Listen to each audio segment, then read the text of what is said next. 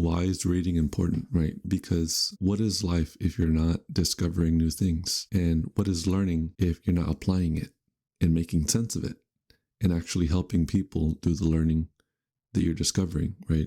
I used to be of the philosophy that I just want to learn and I don't care about other people. I just want to learn things, play video games, discover new things. And that turned into a overstimulation cycle where I burnt out a lot and my life around me crumbled. If you're a gamer, you probably know what I mean. You just forget about everything else and you just play your games or scroll social media or go on internet rabbit holes. There's nothing inherently wrong with those things, but if you're not taking a holistic perspective to your life, there's a lot of pain to be had from that pleasure because the universe swings from one point to another. It's the law of rhythm.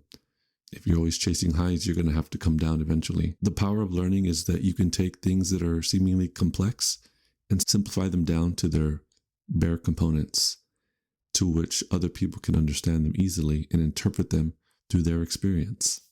It's important because in the end, like this exchange of knowledge and wisdom and perspective from different people gives meaning to life. Some people talk about learning faster because that's the initial desire. Like people want to learn faster because it can get you a job. You can apply things quicker. You can make more money.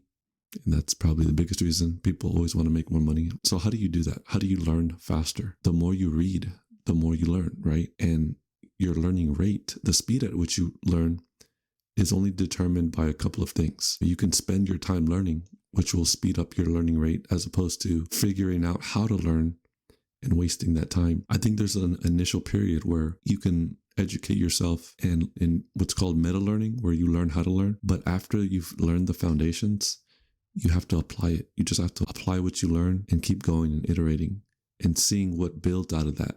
What projects or applications can you apply that learning to? None of this like, I'm going to watch 30 YouTube videos first and then I'm going to apply it.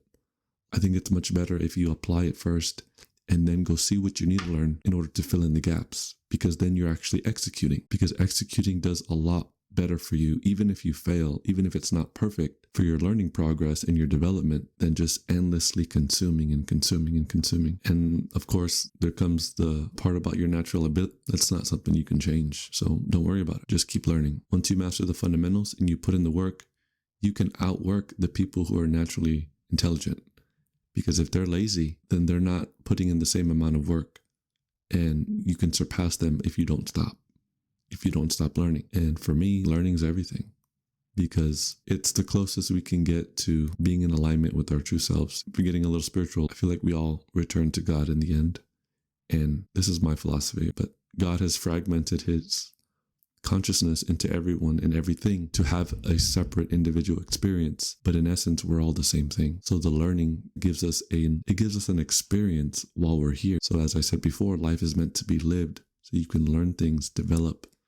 And I feel like life is much better when you're a developed spirit or a developed human being, which is mind, body, and spirit. There's levels to it. And it just feels so much more meaningful than drinking, partying, doing degenerate stuff, endlessly consuming politics, conspiracies, which they're fun. I'm not going to lie, I look into them. But if you're the type of person that gets easily swayed through your mind, then you have to be very careful, because then you can end up chasing someone else's dream and not your own, and you end up burnt out from it. Just wanted to talk about reading books and learning process, because that's what I'm engaged in. I got a few books yesterday. Think and Grow Rich, Napoleon Hill. If you haven't read his book, Outwitting the Devil, that's a good primer.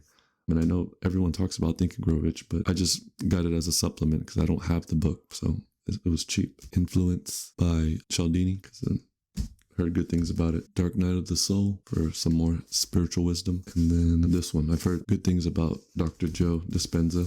I'm going to see what the hype's all about. And then we got A Course in Miracles. This was recommended to me by my good friend Josh. Well, if you're watching this, what's up, bro? We got to catch up soon. And yeah, because I think spiritual wisdom shouldn't be neglected. It's an integral part of even the practical parts of what we do day to day. But yeah, I won't ramble any longer. I'll catch you in the next video.